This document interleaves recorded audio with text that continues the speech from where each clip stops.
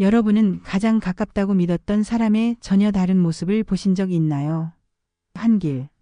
사람 속은 모른다는 말이 이토록 무섭다는 걸 이렇게 가슴 아프게 깨닫게 될 줄은 몰랐습니다. 저는 이제야 비로소 이 끔찍했던 일들을 이야기할 수 있을 것 같습니다. 제 인생을 송두리째 흔들어버린 이야기를 들어주시겠어요? 이런 이야기를 더 듣고 싶다면 구독과 좋아요, 그리고 알림 설정 부탁드립니다. 세상의 모든 이야기를 여러분과 나누고 싶습니다. 제 이름은 메이브입니다. 저는 호주 빅토리아주에 있는 작은 마을에 위치한 고풍스럽고 웅장한 저택에서 평생을 살아왔습니다. 집 주변을 둘러싼 푸른 정원과 멀리 보이는 목초지의 평화로운 풍경은 제 삶의 일부였죠. 남편을 먼저 떠나보낸 후 외롭기도 했지만 다행히도 아들 앤드류와 그의 아내 제시카, 그리고 손주들이 제 옆에 있어줬습니다. 앤드류는 착실하고 책임감 있는 아들이었고 제가 그를 얼마나 자랑스러워했는지 모릅니다. 며느리 제시카는 제 친딸처럼 세심하고 상냥했어요. 동네 사람들은 종종 저에게 이야기했어요. 메이브, 당신은 참 행운아야. 그렇게 다정한 며느리를 두었으니까. 저는 진심으로 제시카를 사랑했고 그녀에게 늘 감사했죠. 그리고 제 삶에 가장 큰 행복을 가져다 준 것은 바로 손주들이었습니다. 손주들은 제 삶의 빛이었고 웃음이었어요. 특히나 작년 크리스마스가 잊혀지지 않습니다. 크리스마스 전날 아이들은 제가 잠든 척을 하고 있는지도 모르고 침대 위에 올라와선 저를 깨우려 애썼습니다. 할머니 일어나세요. 산타가 왔어요. 저는 웃음을 참으며 눈을 떴고 아이들의 환한 웃음이 제게로 쏟아졌죠. 거실엔 크리스마스 트리가 반짝이고 그 아래에는 선물 상자들이 가득 쌓여 있었습니다. 온 세상이 우리 가족을 위해 존재하는 듯 했습니다. 생일 때면 손주들은 작은 공연을 준비하곤 했어요. 어설프지만 열심히 노래하고 춤추는 모습에 저는 늘 눈물을 감추지 못했습니다. 제시카는 그런 저를 부드럽게 안아주며 어머님과 함께라서 행복해요라고 말했죠. 하지만 행복한 순간들이 계속될 거라 믿었던 어느 날, 제 인생은 돌이킬 수 없는 나락으로 떨어지고 말았습니다. 어느 날 제시카가 특별한 저녁 식사를 준비했어요. 식탁 위는 화려한 꽃 장식과 촛불로 아름답게 꾸며졌고 맛있는 음식 냄새가 집안을 가득 메웠습니다. 저는 속이 불편했지만 가족의 성의에 보답하고자 자리에 앉았습니다. 그러나 막상 음식 앞에 앉아 속이 더 안 좋아졌어요. 그래서 겨우 몇 입을 먹고 물러났습니다. 그날 자정 무렵부터 집안이 소란스러워졌습니다. 복통을 호소하며 모두가 고통에 몸부림쳤고 앰뷸런스 소리가 저택을 뒤흔들었습니다. 병원에서의 긴 밤이 지나고 의사는 무겁게 입을 열었습니다. 죄송합니다. 손을 쓸 수가 없었습니다. 저는 그 자리에서 무너져 내렸습니다. 사랑하는 앤드류와 손주들, 제 인생의 모든 것이 하루아침에 사라진 것입니다. 저는 이해할 수 없었습니다. 도대체 무슨 일이 일어난 것인지, 왜 이런 비극이 찾아왔는지, 그때만 해도 저는 며느리 제시카를 전혀 의심하지 않았습니다. 오히려 그녀의 슬픔과 절망을 보며 함께 눈물을 흘렸습니다. 가족과의 추억 하나하나가 고통스럽게 다가왔고 행복했던 순간들이 날카로운 칼이 되어 제 가슴을 파고들었습니다. 장례식장, 그날의 공기는 무겁고 음산했습니다. 집안 가득 놓인 국화구들의 향은 기묘하게도 차디찬 공기와 석여 숨을 쉬는 것조차 버겁게 만들었죠.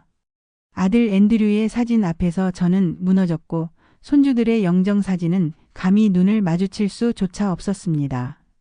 그리운 이들의 이름을 부르려 하면 그 이름이 제 입에서 새어나오는 것조차 죄스럽게 느껴졌습니다.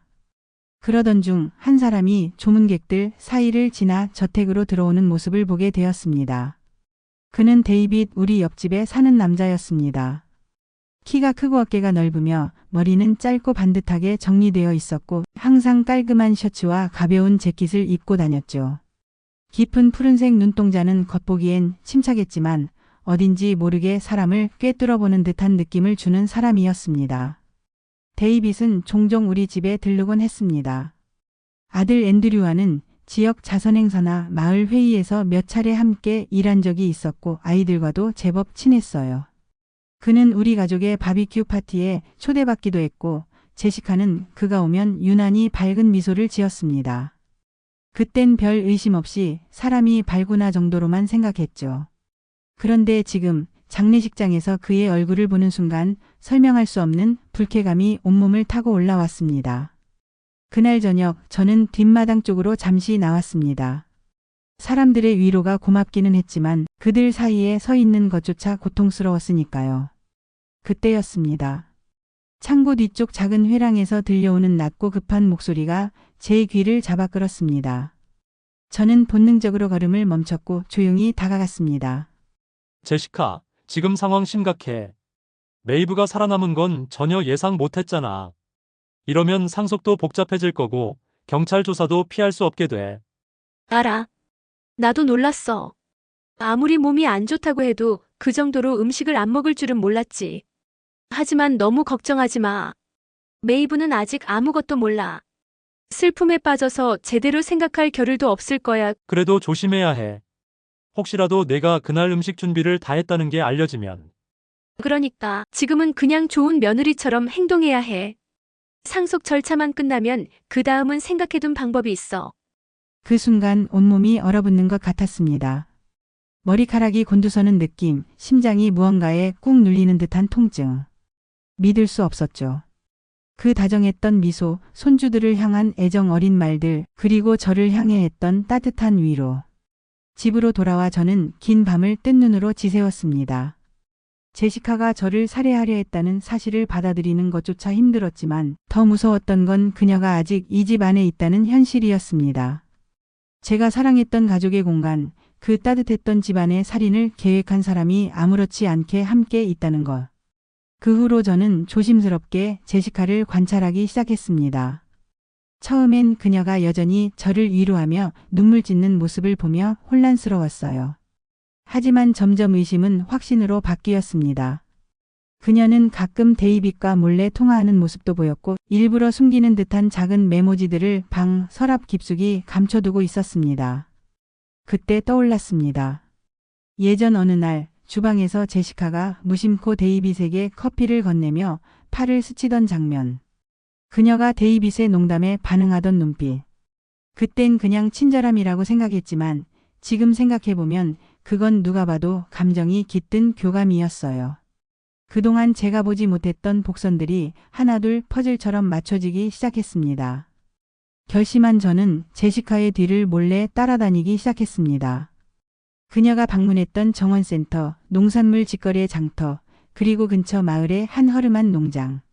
그곳에서 그녀가 데스켓 버섯을 건넸던 흔적을 남긴 CCTV, 그리고 버섯가루를 담은 유리병의 영수증 복사본까지 확보할 수 있었습니다.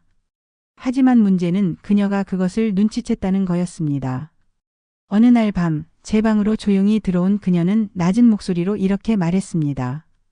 어머님 요즘 많이 힘드신가 봐요. 걱정돼서 그래요. 너무 무리하지 마세요. 어머님 연세도 있으시잖아요. 이런 말씀 드리기 죄송하지만 괜히 혼자 뭘 하려다 다치기라도 하시면 저 정말 슬플 것 같아요. 그녀의 말은 겉보기엔 위로였지만 그 속엔 분명히 경고가 숨어 있었습니다. 그녀는 알고 있었습니다. 제가 뭔가를 눈치챘다는 걸. 그날 이후 저는 더는 망설이지 않았습니다. 모든 자료를 복사해서 외부에 맡기고 변호사와 경찰에 신변보호 요청까지 했습니다. 이제 더 이상 혼자가 아니라는 생각에 처음으로 숨을 쉴 수 있을 것 같았어요. 그리고 그녀를 법의 심판대에 세울 준비가 서서히 갖춰지고 있었습니다. 법정은 차가운 공기로 가득했습니다. 하얀 벽, 회색 바닥, 그리고 무표정한 배심원들의 얼굴. 저는 마지막 증인으로 법정에 섰습니다. 떨리는 발걸음으로 증언대에 오르며 제 안에 남아있던 슬픔과 분노, 그리고 마지막 용기를 끌어올렸습니다. 제시카는 피고석에 앉아 있었습니다. 여전히 말끔한 셔츠를 입고 있었고 차분한 얼굴로 저를 바라보았지만 그 눈빛에는 처음 보는 낯설미 담겨 있었습니다. 그녀는 여전히 좋은 며느리의 얼굴로 자신이 한 짓을 부정하고 있었죠. 검사는 그녀에게 질문을 던졌습니다. 그날 저녁 식사는 전적으로 당신이 준비하셨습니까? 제시카는 고개를 저으며 대답했습니다. 아니에요. 남편과 아이들도 같이 준비했어요. 저는 그저 디저트를 세팅했을 뿐이에요. 그 말이 끝나기 무섭게 검사는 제시카가 구입한 식재료 내역, 버섯 농장 방문 기록, 그리고 정원센터에서 찍힌 CCTV 사진을 제시했습니다. 사진 속 제시카는 버섯이 든 포장을 들고 있었고 농장 주인은 법정에 출석해 그녀에게 맹독성 버섯을 판매했다고 증언했습니다. 그녀는 분명히 이걸 약용으로 쓴다고 했습니다. 조심히 다뤄야 한다고도 경고했죠. 제시카의 얼굴이 굳어졌습니다. 그녀의 변호사는 반박했지만 이미 증거는 너무나도 확실했습니다. 제시카는 침묵에 빠졌고 판사와 배심원들 앞에서 점차 무너져 갔습니다. 결정적인 순간이 찾아왔습니다. 검사가 녹취 파일을 틀었습니다. 장례식장에서 데이빗과 그녀가 나눴던 대화, 몰래 녹음된 그 음성은 법정 안을 일순 정적 속에 가둬놓았습니다.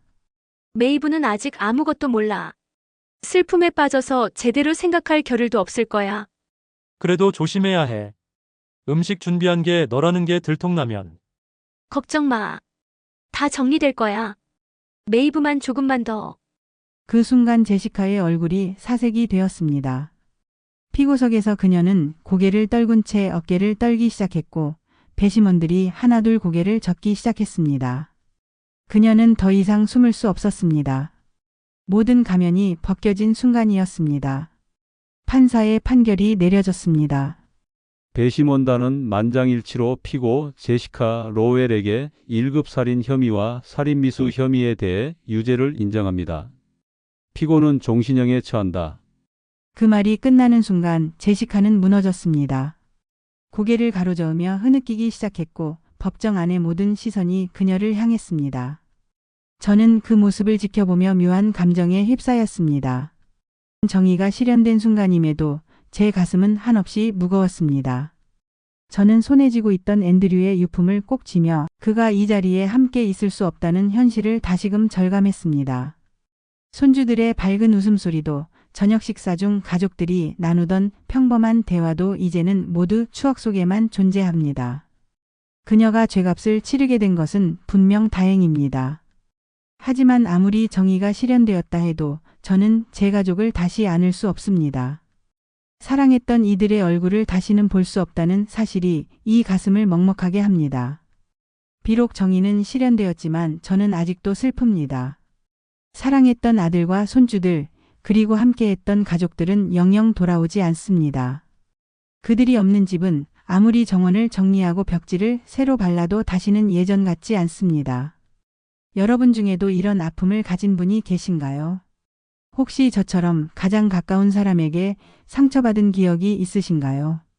저는 지금도 매일 밤 그리운 얼굴들을 떠올립니다. 아이들의 웃음소리, 앤드류의 다정한 목소리, 그리고 따뜻한 가족 식탁의 온기까지요. 언젠가 하늘나라에 가면 다시 그들을 만날 수 있기를 바랍니다. 그날이 오기 전까지는 그들이 남긴 사랑과 기억을 가슴 깊이 간직하며 살아갈 것입니다. 여러분도 부디 힘내시기를 바랍니다.